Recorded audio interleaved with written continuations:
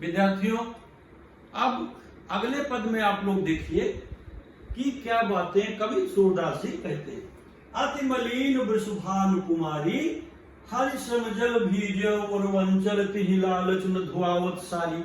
वृषभानु कुमारी यानी राधा, वृषभान की, राजा वृषभान की पुत्री राधा क्या है, बहुत दुखी। कृष्ण के चले जाने पर जिस तरह से सारे लोग दुखी हैं, माँ यशोदा दुखी हैं, गोपी ग्वाल गाय बछड़े प्रकृति सब दुखी हैं, राधा भी अत्यंत दुखी। उनकी कैसी दशा है इसका वर्णन सूरदास जी ने इस पद में किया है। देखें, अति मलिन वृषभानु कुमारी, हरि श्रम जल भीजो उर्वंचल तिहि लालच न धुआवत सारी। अधमुख रहति अनत न चितवति, ज्यों गथहारे थकित जुआरी। छूटे चिकुर बदन कुम्हिलाने, ज्यों नलिनी हिमकर की मारी। मलिन माने उदास, चिकुर छूटे चिकुर, चिकुर केस बाल बिखरे हुए। कैसा भाव यहाँ बना है देखें। सूरदास जी इस पद में कहते हैं कि कृष्ण के मथुरा चले जाने पर राजा वृषभानु की पुत्री राधा भी अत्यंत दुखी है। बहुत सारे लोग दुखी हैं, सभी लोग दुखी हैं, गायें दुखी हैं, बछड़े दुखी हैं, माँ यशोदा दुखी हैं, नंद बाबा दुखी हैं, सारी गोपियां दुखी हैं, तो वृषभानु सुता भी दुखी है। कैसा उनका हालत हो गया देखें।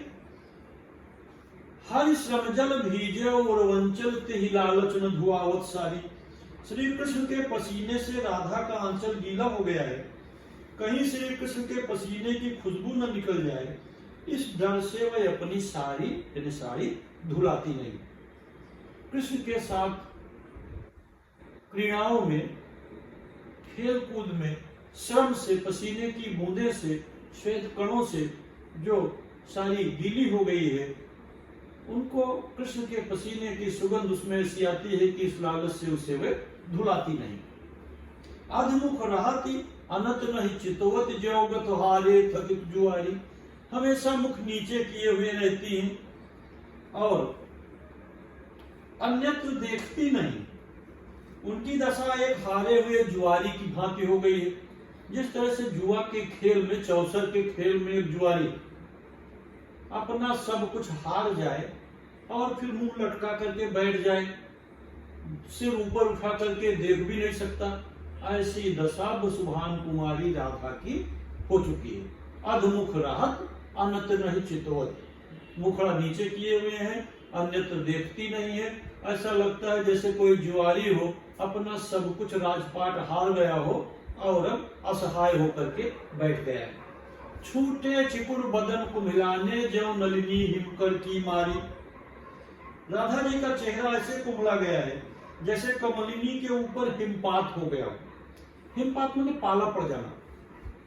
जैसे कमलिनी यानी कमल के फूलों पर पाला पड़ जाए और सारे कमल के पत्ते मुरझा करके, पत्ते फूल मुरझा करके नीचे गिर जाए, उसकी डंठल रह जाए, ऐसी दशा मानो राधा जी की हो चुकी है।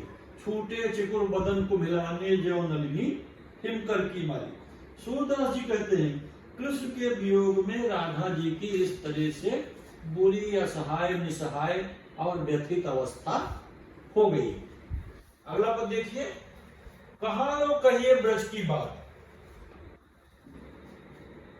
सुनो श्याम तुम बिनु उन लोगन, जैसे दिवस बिहार, कहा लो कहिए ब्रज की बात। इस पद में और ऐसी वर्णन की गई देखें।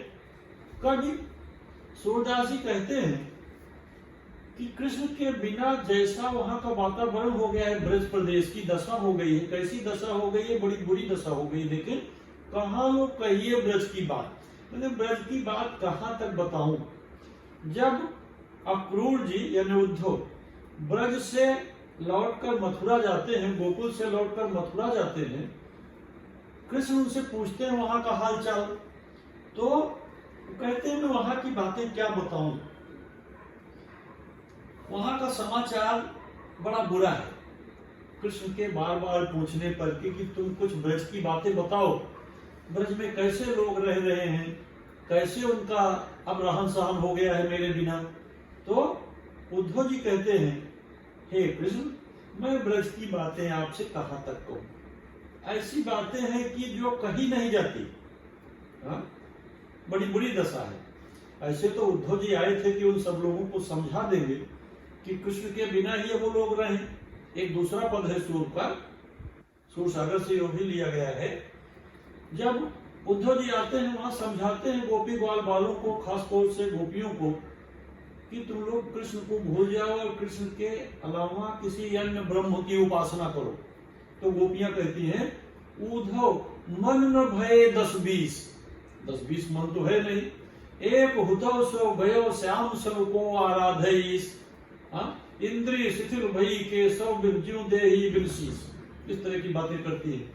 तो उद्धव जी कहते हैं, कहाँ लोग कहिए ब्रज की बात, क्या बातें कहूं। सुनो श्याम, हे कृष्ण जी सखा सुनो, तुम बिन उन लोगन जैसे दिवस बेहात।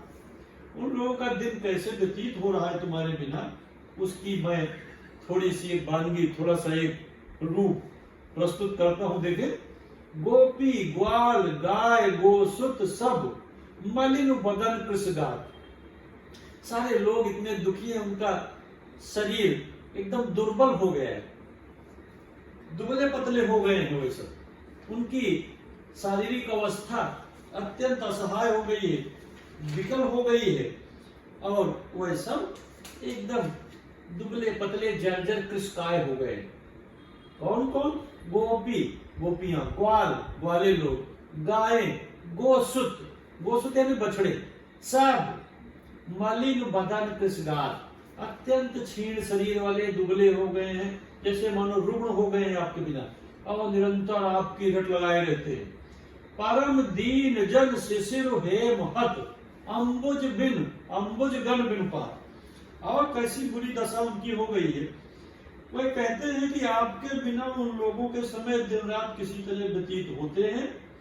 ऐसा उनका शरीर दुबला हो गया है, मानो शिशिर तथा हेमंत ऋतु में अधिक कमजोर और कोमल होने के कारण कमल का पौधा बिनु पत्तों के हो गया हो।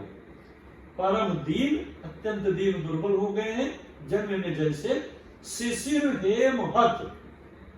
शिशिर माने ठंडी के दिनों में और हेमंत ऋतु में अधिक कमजोर हो जाने के कारण कमल का पौधा यानी अंबुज, अंबुज माने कमल, अंबुज गण बिन पात, बिन पत्ते के हो गया। पेड़ के सारे पत्ते झड़ गए हैं और कमल के डंठल, लकड़ी खाली रह गई है। ऐसी दशा ब्रज प्रदेश के लोगों की हो गई है। और क्या कहते हैं कवि, जो को आवत देख दूर से वही पूछत कुशलात। जो कोई उधर से निकलता है, आता जाता है, उसी से वही आपकी हालचाल पूछने लगते हैं। बड़ी बुरी दशा है। वहां से लोग आना जाना बंद कर दिए। जो कोई उधर से आता है, दूर से ही आते जाते देख लेते, वो लोग दौड़ दौड़ करके ऐसी हालचाल पूछते हैं कि वह एकदम परेशान हो जाता है।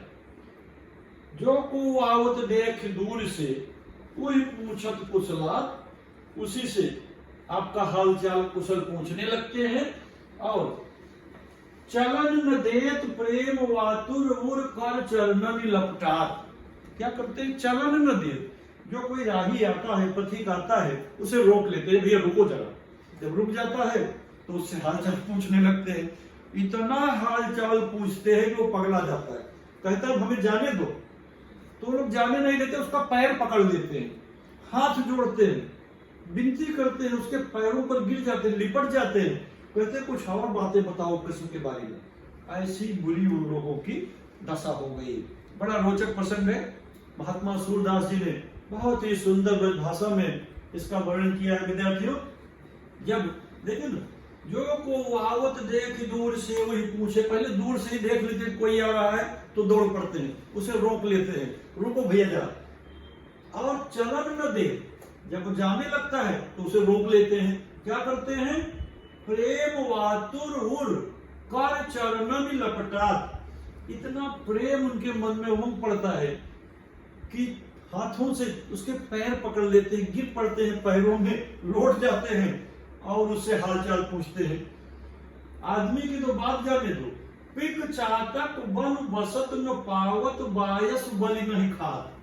पिक कोयल, चातक पक्षी, ये सब बायस कौआ बलि का अन्न नहीं खाने पाता। कोयल, चातक पक्षी या दूसरे और पक्षी वहां पर बसने नहीं पाते, पेड़ों पर पक्षी बैठने नहीं पाते। कोई पक्षी यदि मथुरा की ओर से उड़कर आता हुआ दिख जाता है तो सारे लोग उसको हालचाल पूछने के लिए दौड़ पड़ते हैं और पक्षी उड़कर भाग जाता है। हाल ऐसी हो गई है, सूर श्याम संदेशन के डर पथिक न वही मग जाए। कवि सूरदास जी कहते हैं संदेशों के डर से इतना प्रश्न वो लोग करते हैं, इतने संदेशे वो लोग पूछते हैं कि अब उस रास्ते पर यात्रियों ने आना जाना बंद कर दिया। उस रास्ते पर, उस उमंग पर यात्रियों ने आना जाना ही बंद कर दिया। जब यात्रियों ने आना जाना बंद कर दिया तो फिर वह लोग पत्र लिख लिख कर भेजने लगे। अगले पद में, एक और पद में इस तरह की सूर ने चर्चा किया है, वो पद यहां नहीं है।